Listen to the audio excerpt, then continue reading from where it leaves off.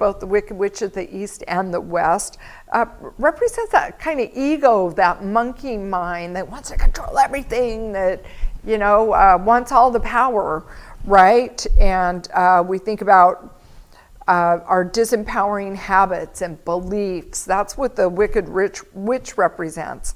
And the Scarecrow is our disempowered brain, our mind, where we don't feel smart enough, right, to take the journey. We're unworthy to be alive. We just hang around, right? And then the Tin Man is our disempowered heart, our lack of self-love, our loss of passion, feeling unworthy of love. And the Lion is our disempowered soul, where we don't, and our will, where we don't feel brave enough or strong enough. We don't have the backbone to do what we need to do to take the journey. And then the Wizard is kind of that outdated, Old Testament God figure, the angry God, the kind of the bully energy. And the monkeys are all those voices inside of our head, the monkeys and the soldiers that they listen to that loud ego mind and follow the command. They don't know what else to do with themselves. They need to be rescued. And so the beginning of the journey, Dorothy's living the black and white life, right? She's living the black and white life. She's getting in trouble just like little kids do, and she's having trouble with the Elmira Gulch, which is like the Wicked Witch, and she's after the dog, and she's trying to tell her protectors, what's going on. And everybody's so busy in survival mode. The protectors are so busy in survival mode. They don't have time to listen to her stories. Right? And so she takes it to the farm workers, and they're busy and they're telling her to get a brain, and you don't have the courage to stand up to her, and they're starting to lay all these metaphors on her. And that's the beginning of her journey. Nobody wants to listen to what she's saying. She's stuck in that black and white life. And then she gets the call. She starts to dream of the Technicolor life somewhere over the rainbow.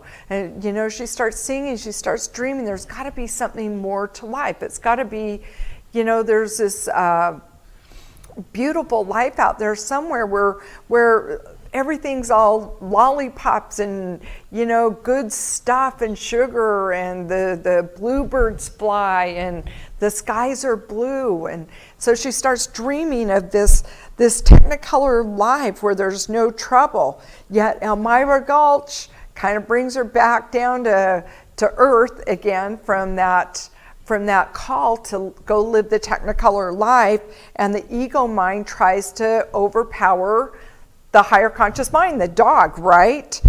Tries to contain the higher conscious mind, puts it in a basket, taking it to the sheriff, the dog's going to be killed, and the protectors can't protect from the ego, right?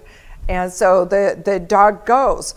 But you know what? You can't contain the higher conscious mind. So the dog escapes, the higher conscious mind escapes, right? Because it can't be contained. So my question for you is, where are you living the black and white life? Where are you in that humdrum mode where you're just going through the motions, everything's black and white, and you're in survival mode? Can you relate to that, Scott? Absolutely, yeah. I mean, there's so many times that we're stuck in that. We just go through the motions day after day after day. And we know there's something more out there, but we're so caught up in survival mode. We're so caught up in trying to share our story of victimhood with everyone that we can't transition into that higher conscious or that Technicolor life that somewhere in the back of our mind we're dreaming of. And so I want you to write these questions down. I want you to do some journaling on this. Where are you living the black and white life? Where is that showing up for you right now? And then I want you to ask yourself, what's calling you forth on a new journey? What's calling you forth to step out and out of the known into the unknown, into the Technicolor life? And what is the conditioned mind overpowering, where is the conditioned mind overpowering your higher conscious mind? You know, where is that ego trying to hold down the higher conscious mind that's telling you it's time to shift, it's time to move, you got to do something different, right? So when you think about the story in The Wizard of Oz, you know, she's done her dreaming and she gets called back to the humdrum life, and the dog comes back, the higher conscious mind comes back, and she decides she needs to escape. She's got to run away to protect the higher conscious mind. She's got to, you know, get out of where she is. And so she goes looking for her heart's desire for that Technicolor life. And so what happens is she runs into the charlatan, the magician, right?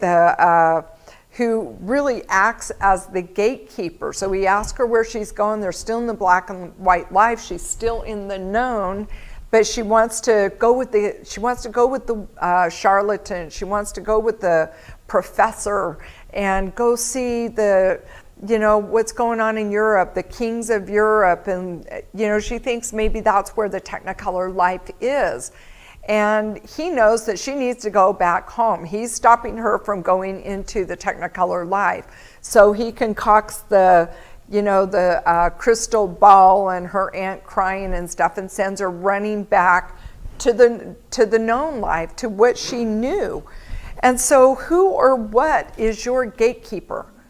What's stopping you from moving forward on that Technicolor life? So Scott, when you think about the journey and being called into, you know, doing something different with your life, can you think of people that try to hold you back, gatekeepers that maybe pull you back into the known, or it could even be in your own head? Yeah, I think that's where it happens most. I've got very supportive people around me. I'm very fortunate in that. Some people have people that try to kind of hold them back because they're moving into something that makes them uncomfortable. Right. But I'm pretty lucky in that. So it's usually myself that or something inside myself that slows me down as I'm starting to make progress, and sometimes takes me back to right where I was before. So I think you're right. For some people, it's an outside influence, and for others, it's an inner thing. Right, and that inner thing can be an inner voice from your childhood, your conditioned past, where maybe you had a teacher that told you couldn't do something, or a brother or a parent. And it could be people that are currently in your life that dish your dreams, that you know, the naysayers that say, oh, no, you can't do that. You can't do that. Who do you think you are, right? So those are the dream stealers. Those are the gatekeepers that push us back and keep us in the known. And like you said, sometimes it's because they feel uncomfortable. They don't want you to grow without them, and they're not ready to grow. So what happens is it's too late. It's too late for her. She's heard the call. She's got the call to adventure. And even though the gatekeeper sends her back to the black and white life, the storm's coming. It's too late. It's brewing, and she's going to be on her way on her new journey. And so when you think about that,